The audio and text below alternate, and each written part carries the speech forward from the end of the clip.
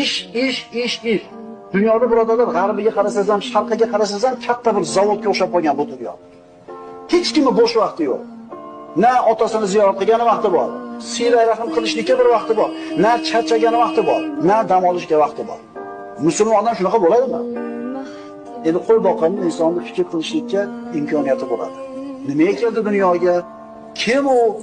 Agar tog'da qo'y boqib yurib, qabristonda oldidan o'tadigan bo'lsa, qabrlarga o'tirib fikr qiladi. Mana bu boyroq odamning qabri ekan. Bu ham o'libdi. Mana bu yozuvni ham qo'yib qo'ymabdi. Kambag'al ekan. Demak, bu ham o'libdi. Men ham o'laman ertaga. Fikr qilishga fursat bo'ladi. Ana shu bir xotirjamlik, fikr qilishga fursat yo'qligi insonlarning qalbini qatirib tashlayapti. Bunda insonda tinimsiz ish bo'ladi, g'aflat bo'ladi, o'lim kelgunicha dunyo matosiga bo'lgan hirs bo'ladi. Ishlash yaxshi birodarlar, ishlash kerak, ammo uni